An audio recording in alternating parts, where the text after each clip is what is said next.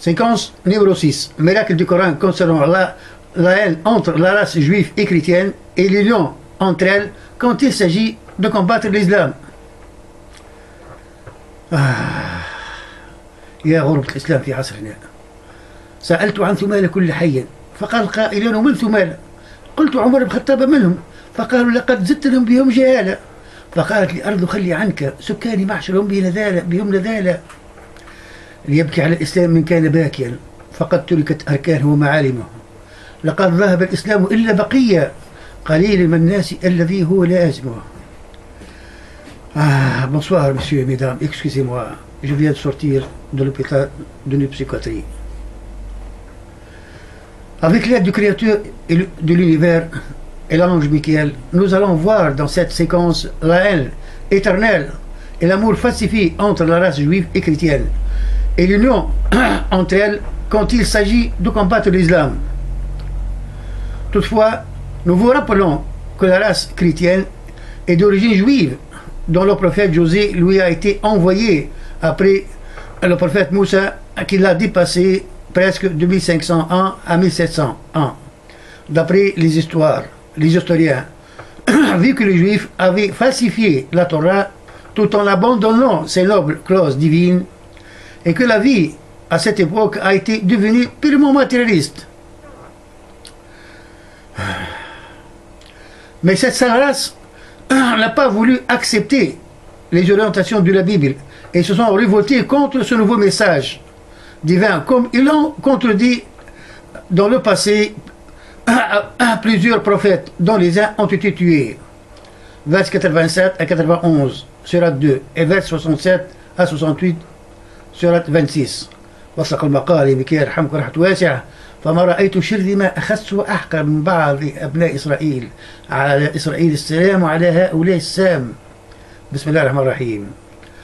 ولقد أتينا موسى الكتاب وقفينا من بعد بالرسل وأتينا عيسى ابن مريم البينات وأيدناه بروح القدس أفكلما جاءكم رسول بما لا تهوى أنفسكم واستكبرتم فريقا كذبتم وفريقا تقتلون وقالوا قلوبنا غلف بل لعنهم الله بكفر فقليل ما يؤمنون ولما جاءهم كتاب من عند الله مصدق لما معهم وكانوا من قبل يستفتحون على الذين كفروا فلما جاءهم ما عرفوا كفروا به فلعنة الله على الكافرين بئس ما اشتروا بأنفسهم أن يكفروا بما أنزل الله بغيا أن ينزل الله من فضله على من يشاء من عباده فباءوا بغضب على غضب وللكافرين عذاب مهين. وإذا قيل لهم آمنوا بما أنزل الله قالوا أنؤمن بما أنزل علينا ويكفرون بما وراءه وهو الحق مصدق لما معهم قل فلما تقتلون أنبياء الله من قبل إن كنتم مؤمنين إن في ذلك الآية وما كان أكثر مؤمنين وإن ربك لهو العزيز الرحيم. Premièrement, le Créateur de l'univers nous a informé dans le Coran du message du prophète José, muni de certains miracles extraordinaires qui sont nécessaires à la justification de son message au fils d'Israël, dont on les avisons qu'il est tout à fait d'accord avec les orientations divines de la Torah, et tout en leur permettant que le Créateur de l'univers a soulevé ses punitions pour certains actes qui ont été interdits et certains dont ils ont été privés. Vers 45 à 51 sur 3 et vers 67 à 68 sur 26. وثق المقال ميكائيل يرحمك رحمة واسعة لتذكير اليهود الملاعين برسالة عيسى عليه السلام. بسم الله الرحمن الرحيم. إذ قالت الملائكة يا مريم إن الله يبشرك بكلمة منه اسمه المسيح ابن عيسى ابن مريم وجيها في الدنيا والآخرة ومن المقربين ويكلم الناس في المهدي وكهلا ومن الصالحين. قالت ربي أن يكون لي ولد ولم يمسسني بشر قال كذلك الله يخلق ما يشاء إذا قضى أمرا فإنما يقول له كن فيكون ويعلمه الكتاب والحكمة والتوراة والإنجيل ورسول إلى بني إسرائيل إني قد جئتكم بآية من ربكم أني أخلق لكم من الطين كهيئة الطير فأنفخ فيه فيكون طير بإذن الله وأبرئ الأكمه والأبرص وأحيي الموتى بإذن الله وأنبئكم بما تأكلون وما تدخرون في بيوتكم إن في ذلك لآية لكم إن كنتم مؤمنين ومصدق لما بين يدي من التوراة وليحل لكم بعض الذي حرم عليكم وجئتكم بآية من ربكم فاتقوا الله وأطيعون إن الله ربي وربكم فاعبدوه هذا صراط مستقيم إن في ذلك لآية وما كان أكثر المؤمنين وأن ربك لهو العزيز الرحيم. Excusez-moi. ألا يا سعد بن معاذ فما فعلت قريظة والنظير هم أوتوا الكتاب فضيعوه وهم عمي على التوراة بور كفرتم بالقرآن لقد لقيتم بتصديق الذي قال النظير. Deuxièmement, le créateur de l'univers nous a informé dans le Coran que les fils d'Israël ont été révoltés contre le message du prophète Josué, sujet qui les a poussés à l'assassiner. Mais le créateur de l'univers l'a enlevé vivant chez lui et que la crucifixion a été faite sur un homme qui lui semble sur le plan physique. Vers 153 à 158 surat 4. وثق المقال لكي يرحمكم رحمة واسعة لتذكير أبناء إسرائيل بكفرهم وعنادهم لكل بعثة من الرسل وكذبهم على مريم العذراء وابنها عيسى عليهم السلام الذين ادعوا قتله كذبا وبهتانا. بسم الله الرحمن الرحيم.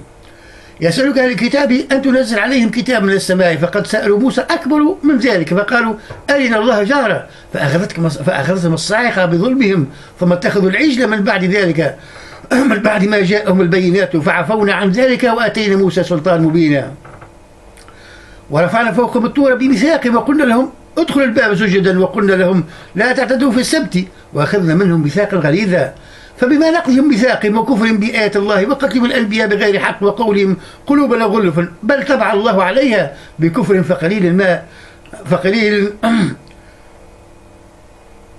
بكفرهم فلا يؤمنون إلا قليلا وبكفرهم وقولهم على مريم بهتانا عظيما وقولهم إن قتلنا المسيح عيسى ابن مريم رسول الله وما قتلوه ما صلبوه ولكن شبه لهم وإن الذين اختلفوا فيه لفي شك منه ما لهم به من علم إلا اتباع الظن وما قتل الله يقينا بل رفعه الله إليه وكان الله عزيزا حكيما. Troisièmement, le créateur de l'univers nous a informé dans le Coran de la haine éternelle entre les juifs et les chrétiens et que ces derniers n'oublieront jamais l'assassinat prétendu du prophète Josué. Et celui qui étudiera l'histoire des propriétaires de la rainure qui a été racontée dans le Coran quand les Juifs ont brûlé 10 millions de chrétiens pendant l'année 524 après Jésus-Christ à Najran, s'assurera sans doute de cette haine entre les deux races. En outre, cette haine s'est matérialisée par l'espion Pauls, qui est d'origine juive et réputé d'être trop attaché à cette religion, et qui a prétendu la reconnaissance du message du prophète Josué tout en introduisant la doctrine de la trinité, rien que pour falsifier la religion chrétienne. اليهود في كل شيء يدخلوا في الفساد. En parallèle à ces histoires ci-dessus, les Juifs n'ont jamais cessé de torturer et d'assassiner les chrétiens jusqu'à la fortification de la religion chrétienne, surtout en Europe, qui a précipité à se venger et à extirper les Juifs de l'Europe et surtout de la Palestine. Vers 12 à 14, surat 5 et vers 67 à 68, surat 26. وثق المقال بكي يرحمكم رحمة واسعة لتذكير أهل الكتاب عموما بالعداوة والبغضاء داخل كل فرقة وبين الفريقين على حد سواء إلى يوم القيامة. بسم الله الرحمن الرحيم. ولقد أخذ الله ميثاق بني إسرائيل وبعثنا منهم 12 نقيبا وقال الله إني معكم لأن أقمتم الصلاة وآتيتم الزكاة وآمنتم برسلي وعزرتموهم وأقرضتم الله قرضا حسنا لو كفر عنكم سيئاتكم ولتدخلنكم جنات تجري من تحت الأنهار فمن كفر بعد ذلك منكم فقد ضل سواء السبيل. فبما نقضهم ميثاقهم لعناهم وجعلنا قلوبهم قاسية يحرفون الكلم عن مواضعه ونسوا حظا مما ذكروا به ولا تزال تطلع على خائنة منهم إلا قليل منهم فاعف عنهم واصفح إن الله يحب المحسنين. ومن الذين قالوا إن النصارى أخذنا ميثاقهم فنسوا حظا مما ذكروا به فأغرينا بينهم العداوة والبغضاء إلى يوم القيامة وسوف ينبئهم الله بما كانوا يصنعون إن في ذلك لآية وما كان أكثر مؤمنين وإن ربك لهو العزيز الرحيم. Quatrièmement, le créateur de l'univers nous a informé dans le Coran que les deux races portent une haine éternelle vers les âmes après avoir s'assuré de sa véracité et que leur orgueil et leur attachement aux Bibles et au Torah ne l'ont pas permis de croire au message du prophète Mohammed pour se fondre dans la religion islamique. Et que les croisades successives gérées et financées par les Juifs derrière le rideau contre les âmes, ainsi que ce qui a été arrivé aux musulmans à la fin de l'année 1492 après Jésus-Christ, pendant la chute de la dernière succession islamique en Espagne, dont les musulmans ont été extirpés et assassinés par millions, tout en leur confisquant leurs biens, me dispense de commenter autant, cher lecteur. Vers 109, surat 2, et vers 57 à 59, surat 5.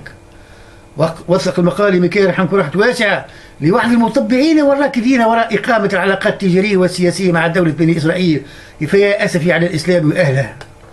بسم الله الرحمن الرحيم.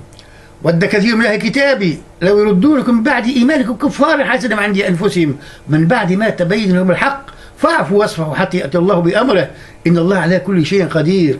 يا أيها الذين آمنوا لا تتخذوا الذين اتخذوا دينكم هزوا ولعب من الذين أوتوا الكتاب من قبلكم والكفار أولياء واتقوا الله إن كنتم مؤمنين.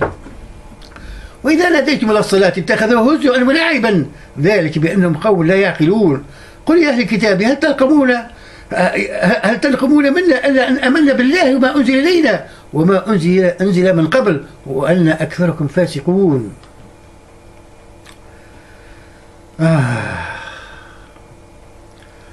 وقد لحق الفرزدق بالنصارى لينصرهم وليس به انتصار ويسجد للصليب مع النصارى وأفلج سهمنا فلنا الخيار.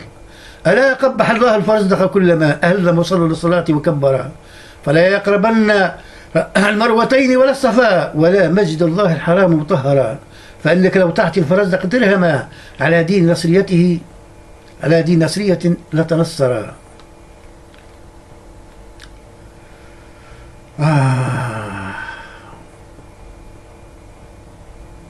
وهذا اللي قاعد يجري في حالنا. Cinquièmement, le clôture de l'hiver a prévenu les musulmans de ne pas suivre les traditions des juifs et des chrétiens, mais malheureusement se sont tombés au piège en imitant textuellement leur civilisation inhumaine, horizontalement que verticalement. Vous ne voyez pas que la génération arabe musulmane est devenue une génération occidentale, soit dans les actes de la vie quotidienne, soit dans la non-application des lois du Coran et la Sunna, qui ont été substituées par des lois artificielles rectifiées de temps à autre selon les besoins du régime politique gouvernant. Toutefois, cette maladie contagieuse, c'est l'héritage de l'Église, dont les chercheurs scientifiques ont abandonné et que la scène s'est héritée dans les idèmes contemporains. Vers 51 à 52, surat 5, et vers 55 à 57 la même surat, et vers 55 surat 6. وثق المقال بكي رحمكم رحمة واسعة لقد أصبح حكام العرب خاتما في أصابع ابن العم سام. بسم الله الرحمن الرحيم. يا أيها الذين آمنوا لا تتخذوا اليهود والنصارى أولياء بعضهم أولياء بعض ومن يتولهم منكم فإنه منهم إن الله لا يهدي القوم الظالمين. فترى الذين في قلوبهم مرض يسارعون فيهم يقولون نخشى أن تصيبنا دائرة فعسى الله أن يأتي بالفتح أو أمر من عنده فيصبحوا على ما أصروا في أنفسهم نادمين. يا الخوف من الصاروخ تومهوك وكروز وقلب الكراسي. أنما وليكم الله ورسوله الذين آمنوا الذين يقيمون الصلاة ويأتون الزكاة وهم راكعون. شاور أرواحهم. ومن يتولى الله ورسوله الذين آمنوا فإن حزب الله هم الغالبون. يا أيها الذين آمنوا لا تتخذوا الذين اتخذوا دينكم هزوا ولعبا من الذين أوتوا الكتاب من قبلكم كفار أولياء واتقوا الله إن كنتم مؤمنين وكذلك نفصل الآيات ولتستبين سبيل المجرمين.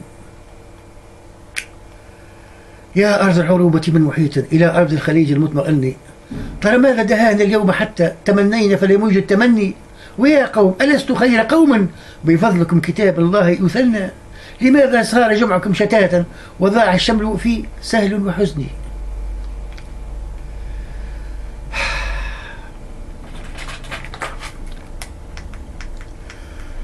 Je vous invite, chers lecteurs, et toute autre personne qui est impressionnée par la civilisation occidentale, de bien connaître l'islam, qui n'a jamais été une religion terroriste ou des erreurs mentaux, que les médias occidentaux et les missionnaires chrétiens ne cessent de divulguer. Et par la même occasion, je vous invite aussi à consulter minutieusement le contenu de mon site pour se rendre compte que vous êtes sur une mauvaise piste arrangée par le diable si vous croyez à son existence. et qui n'a pas qu'une seule destination au fond de l'enfer.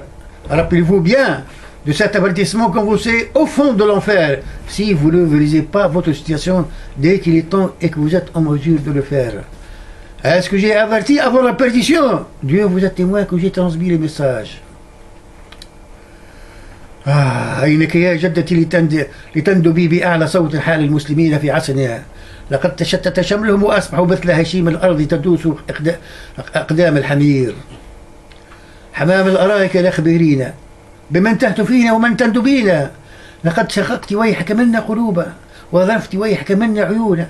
تعال نقم مأتما للفراخ ونندب رجالنا السابقين واسعدك النواح كما تسعدين كذلك الحزين يوالي الحزين. ذهب المبرد وانقضت أيامه ولذهبن إثر المبرد ثعلب. بيت من الأداب أصبح نصفه خربا وباقي بيته فسيخرب. فبكل ما سلب الزمان وطنوا للدهر أنفسكم على ما يسلب وتزودوا من ثعلب فبكأس ما شرب المبرد عن قريب يشرب وأرى لكم أن تكتبوا أنفاسه. إن كانت الأنفاس مما يكتب. Séquence terminée, excusez-moi, monsieur et mesdames. Je vais à la cimetière de nos ancêtres, les premiers musulmans, pour pleurer la situation de leur enfant égaré dans la vallée de la perdition. Séquence prochaine, Inch'Allah. Le créateur de l'univers a... Excusez-moi. A promis aux étés de révéler